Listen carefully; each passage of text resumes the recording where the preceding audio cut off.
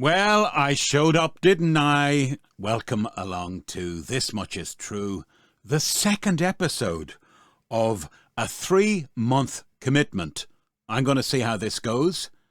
Initially, it's up here on YouTube, but I'm going to podcast it as well. I'll get there because I've got all the gear to do it. Hello, my name is Mark Manning. Somebody has to be, and I'm broadcasting to you from the leafy suburbs of South Dublin in Ireland. Hello, my friends. In the US, it's probably certainly New York time because my daughter used to work there. It's about 11, so it's 4 o'clock in the afternoon here and in the UK. Today's topics. A hazelnut in every bite. You won't remember that if you're in America, but you will recall it as an advertisement in the UK. Topic. It was a bar. Chocolate bar. Did I just spit there? Sorry, that wasn't very topical. Well, maybe it is. Who knows? Back in the punk days. Sorry, my mind is going off on one again. So, today's topics. Number 1. An addiction to soda drinks. It's a very real thing. I'm going to talk about it pronto. Number 2. What is number 2? I'll tell you what number 2 is. It's about, have you ever done anything you're really ashamed of? And the passage of time, 20, 30, 10, 15 years has passed. And you cannot reconcile your behavior to your present state. You're a different person now. I've a way out of that for you, by the way, if it really bothers you, okay? So that's it. And I suppose aging, very quickly I will touch on that, having reached the ripe old age of 60 years of age about 6 months ago. And that's a weird one. So let's kick it off, shall we? Somebody who is very dear to me is addicted to Coke. And I'm not talking the white powdery stuff. I am talking not just particular that, because I don't want to get sued, but the two big ones, the real thing, and the one that Michael Jackson was doing a dance to when his hair went on fire. That kind of territory is what I'm talking about. So I have observed this beautiful young person regularly coming through a doorway with 2 litres of fizzy drink. Sometimes more than 2 litres. If you see the bedroom of that person, you will say, without a doubt, there's an addict there. And because it is somewhat, seen as benign, it's only a soft drink, etc., I personally believe they're playing with fire. I've tried to reach them. Maybe you've had a similar situation. Please let us know. This much is true at protonmail.com. How do you wean somebody off that? How can you possibly help somebody who isn't prepared to help themselves? And any time you address the issue and try to, in the gentlest way possible, draw attention to, look, you're really messing with your health here for the long term, you're in their face and the barriers go up. They don't want to know. I've been thinking about addressing this person and saying, look, can you not just wean it off? Can you go less? So, thank God it's not like a drug addict or an alcohol issue, but it's just as serious.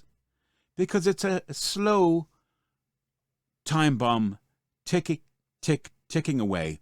We all know these things are loaded with sugar. And the ones that say they're not are often even more dangerous. Associations, with the likes of Alzheimer's disease.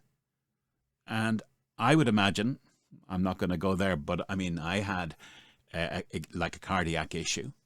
So what is that stuff over the long time doing to your arteries? My question to you, if you can help, and give this very, early podcast some traction is, have you had similar experience? What did you say to that individual that could make them come round? Did you yourself at one time suffer with what I'm talking about?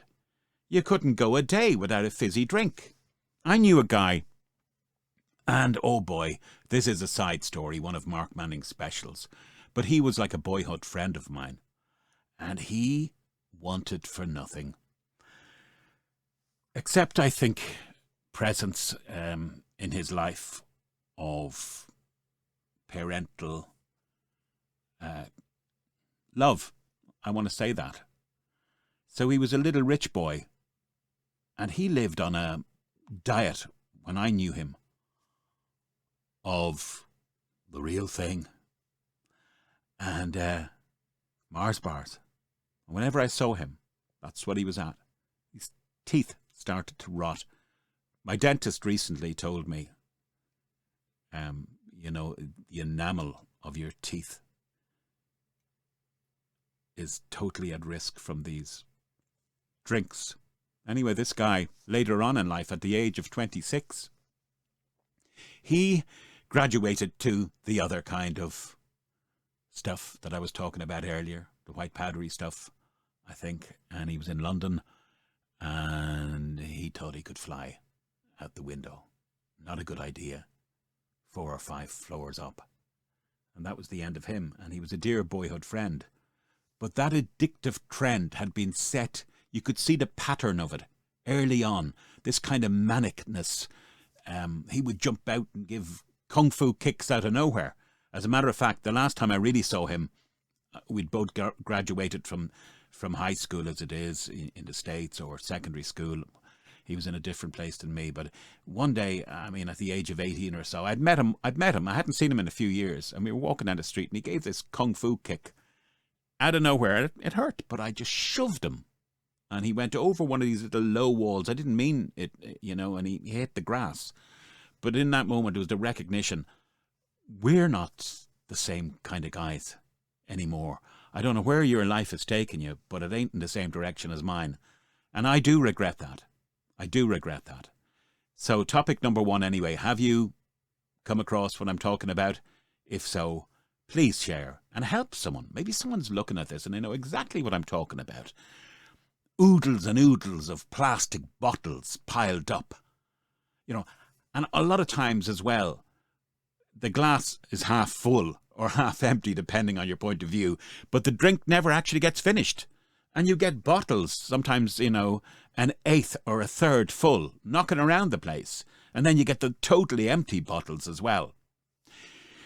See what you can do on that. When I mentioned that just a minute ago as to would you behave any differently, you've something on your mind that transgressed years ago, and you think about it, maybe once a year, maybe once every 2 years, it comes to your mind where you cannot reconcile. This is topic number 2, by the way. I do go on. That person that you were with the person you are now. So you have regret. You really are sorry. And if you transgressed against somebody, the chances of you even saying, sitting down with them face to face and saying, I was different then than I am now. I would never do anything like that again. I'm truly sorry. But as you mull that over in your head, you're probably saying, it probably isn't a good idea. Let sleeping dogs lie, and past is the past, and here we are, and now is where life is. And you could say all that, but you bitterly regret. It could have been anything. You might have been a wild child. You might have been the classic John Lennon song, Jealous Guy. Guys can be funny like that. They can become obsessive, usually through insecurity, huge amounts of insecurity. You'll see that in stars often. You know, big pop stars who, want attention, attention, attention. They crave it. Crave being the operative word for our last topic. But they're so insecure that they're constantly selling themselves. And one day they meet, say, a girl or a lady, and that horrible infatuation begins. It's kind of harmless at the beginning, especially when it's mutual. You just want to be with that person all the time. But then the possessiveness can kick in as a byproduct of the innate underlying insecurity. And then you can have a bloody monster on your hands. As anybody who's been stalked or has tried to break off a relationship, they will see this controlling character come out. I'm not going to use that word narcissist. It's bandied about big time these days. To me, some of this behaviour anyway, in the cold light of day, when you look at it and you know of instances of it, it's almost psychotic behaviour. But I think the roots of that kind of jealousy are massive insecurity. And you will see in relationships as well, where that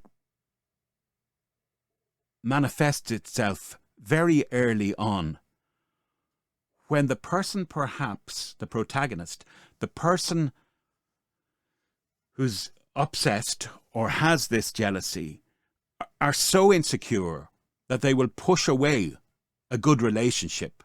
It's like jump before I'm pushed, if you know what I mean. So they're so afraid of being hurt that they will try and shove aside a perfectly good relationship. Sometimes they're testing the relationship because they're so insecure they can't believe that anybody would be interested in them. So whether they become this mad, possessive creature or this hugely insecure who's trying to destroy the relationship before it has even an opportunity to take off kind of person. Have you been that person? Were you aware of a situation like that? Were you ever involved in a relationship like it? And perhaps you were that soldier, that controlling, jealous, self-flagellating as well. It's a put down of the self to be jealous. It's a huge put down of the self. It means you've no confidence in yourself. You're second guessing all the time. But now, with the benefit of hindsight, that person is no more. Can you reconcile your behaviour? Would it be a good idea to try and get it out of your system? Whatever angle you want to come at this, please do, So, this much is true at protonmail.com, or indeed in the comments here on YouTube. Now, what else did I say? I just touched on getting that bit older. It's weird. 60, let me just be straight with you. You know the way you have this. Now, I know to a lot of people it's comparatively young, but I can tell you that the days of saying, well, 40's the new 25, or rich 50 is the new 30, all these kind of little games people play with themselves in order to make the aging process seem that bit better. On the good side, I'm told that, survey-wise, the 60s seem to be the best. Because, hopefully you've the mortgage paid off and the children educated and that kind of thing, or you're at a certain stage in your career, or you're retiring. For me, I won't be retiring anytime soon. I could, but I like what I do. I like the whole voiceover stuff and a huge audio book, but I'm looking forward to getting stuck into that to narrate very shortly. And I said to my wife recently, I just, playing golf, never my thing anyway.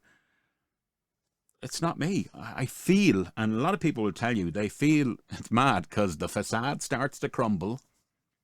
And, there are health issues on and off. And even silly, mundane things like you feel your knees going and all that. But inside, you are young. Well, I'd hope you are. Some people do get weary and get, whatever. They might lose their hair very young in life and get stooped and crouched and round-shouldered like me. but I feel very alert. And also, I think this wonderful thing happens whereby they say in Irish, and I speak fluent Irish, Tugan Kiel Lahish. And what that means is wisdom comes with age. And how many of us try and talk to our children, and you want to do everything in your power to prevent them making the same kind of mistakes that you made? You know, you love them and you're trying to say to them, look, I've lived this life. Please listen to me. But the thing is, I alluded to it earlier on, and it will apply to the last topic as well. I don't mean to confuse you, but the bit about would you change anything?